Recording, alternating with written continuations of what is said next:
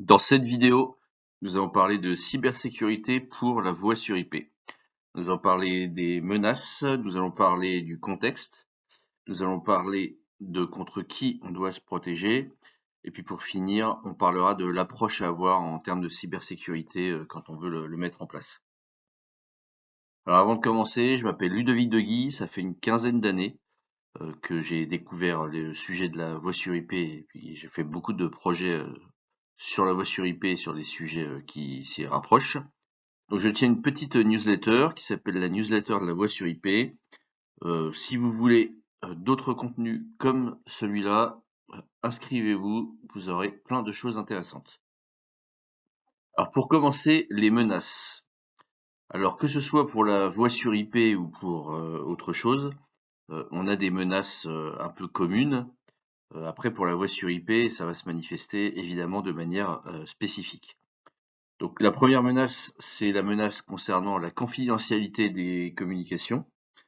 À partir du moment où on transmet de la voix, cette voix potentiellement peut être écoutée. Donc si on a des conversations où on parle de sujets sensibles, je ne sais pas, vous travaillez sur une offre commerciale, vous avez beaucoup de concurrents, vous pouvez avoir potentiellement des concurrents qui essayent de récupérer des informations sur ce que vous dites sur les projets sur lesquels vous travaillez. Ensuite, on a une menace de disponibilité, qui est une menace classique en termes de cybersécurité. Typiquement, quand vous faites de la voix, vous avez un nombre de communications simultanées potentielles limité, hein, c'est jamais infini. Si vous subissez une attaque qui sature tous vos canaux de communication, vous pouvez plus recevoir d'appels. Donc si vous avez une activité où recevoir des appels, c'est quelque chose de crucial, par exemple, vous avez un centre d'appel qui gère tous vos clients.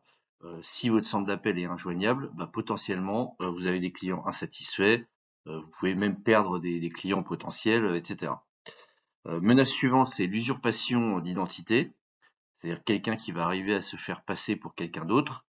Le cas typique, c'est une personne qui se fait passer pour quelqu'un du support informatique et puis qui va de cette manière-là essayer de récupérer des informations auprès d'un employé de la société. Donc ça peut être des informations confidentielles, ça peut être, je sais pas, un mot de passe, hein, des informations pour accéder à une application, à des données.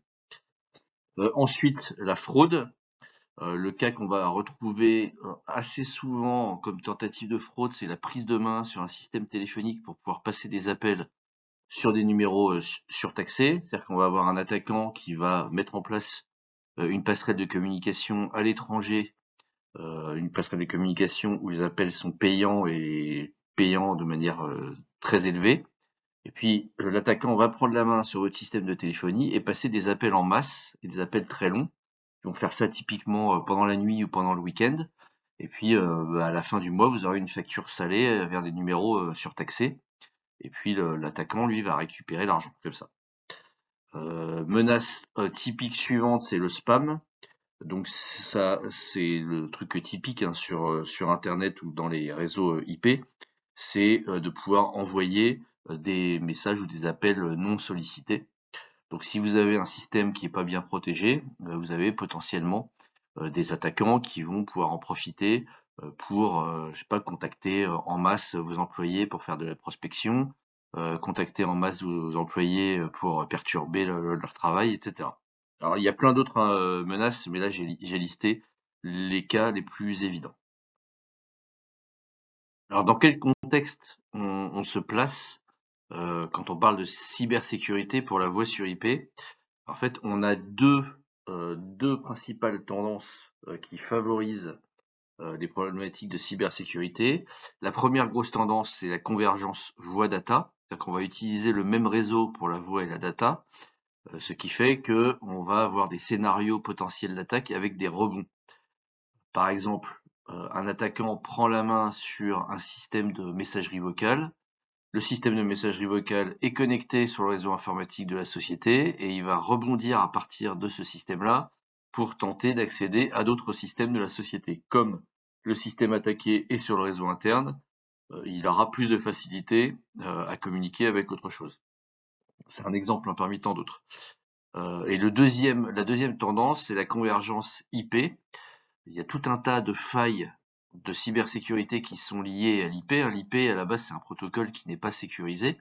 Il y a d'autres mécanismes qui viennent se greffer par-dessus qui peuvent aider à sécuriser, mais de base, IP n'est pas un protocole sécurisé, c'est un protocole simple dont le but initial était justement d'être simple et peu coûteux à mettre en place.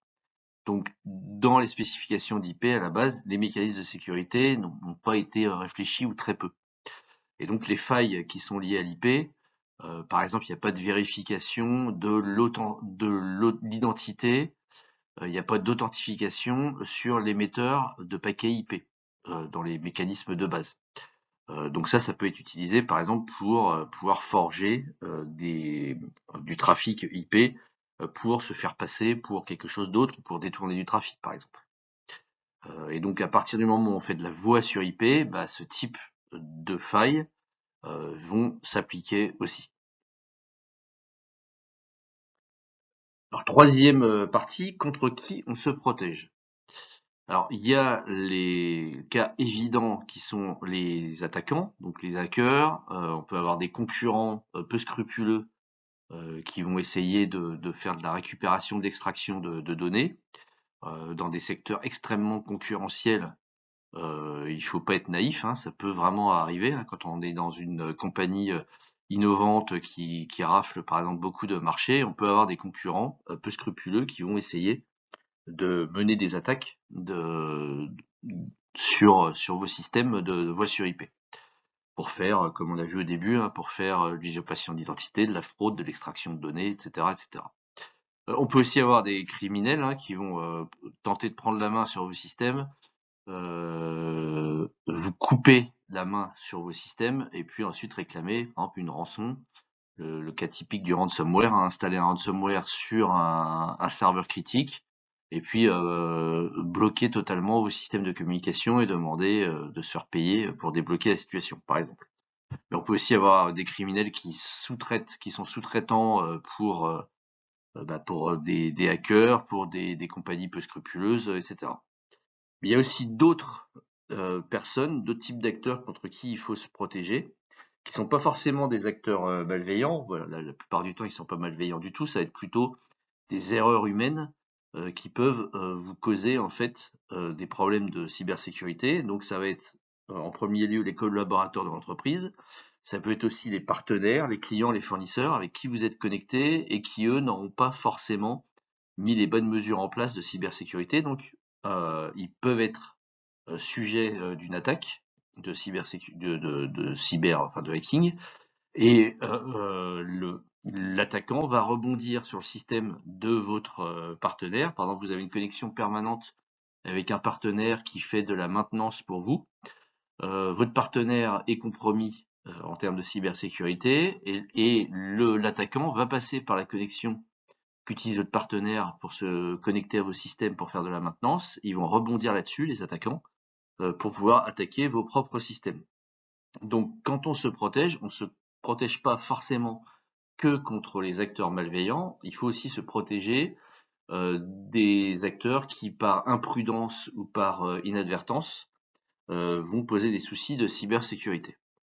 Et donc là, on a tous les gens avec qui vous travaillez au quotidien, qui sont pas forcément malveillants. L'immense majorité du temps, ils vont pas être malveillants, mais ils peuvent quand même vous causer des problèmes de cybersécurité.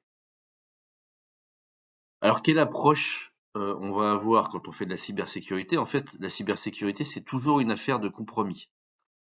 Le compromis, il va se faire entre le coût des mesures de cybersécurité qu'on va mettre en place pour se protéger versus les coûts d'une attaque réussie. Hein, on ne va pas mettre en place des systèmes de cybersécurité très très pointus, très très avancés pour protéger un système qui n'est pas critique. Hein, typiquement, la ligne téléphonique de quelque chose qui n'est pas du tout critique pour la société, un numéro de contact pas du tout critique, on va pas s'embêter à le sécuriser à fond. Si ce numéro-là, il est bloqué pour une raison X ou Y, c'est pas grave. Par contre, il y a des systèmes qui peuvent être extrêmement critiques. Par exemple, si votre entreprise a une plateforme qui fait de la relation client et qui prend régulièrement les coordonnées du client, par exemple, le client va donner son numéro de carte bleue pour souscrire un abonnement au service de votre société. Si le centre d'appel qui gère ce type de relation client est compromis, ça peut être extrêmement grave. Par exemple, l'attaquant va potentiellement récupérer les données de paiement de vos clients. Et là, évidemment, c'est une attaque super grave. Donc là, il faut se protéger de manière extrêmement poussée. Il ne faut pas hésiter à dépenser de l'argent pour ça. Parce que l'enjeu, hein, ça peut être tout simplement que la compagnie fait faillite à cause de ce type d'attaque, ou la compagnie a des problèmes légaux extrêmement coûteux suite à l'attaque. Alors j'en ai fini pour cette vidéo. Si vous voulez que j'élabore plus sur la cybersécurité liée à la VoIP, bah, mettez un petit commentaire avec le mot-clé cybersécurité, et je saurai qu'il y a des personnes intéressées. Il y a énormément de choses à dire sur la cybersécurité de la voix sur IP. On peut en parler pendant des heures. Ça m'est même arrivé par le passé de faire des formations entières dédiées juste à ce sujet-là. Donc il y a beaucoup de choses à dire. Donc si ça vous intéresse, mettez un petit commentaire avec le mot-clé cybersécurité. À bientôt.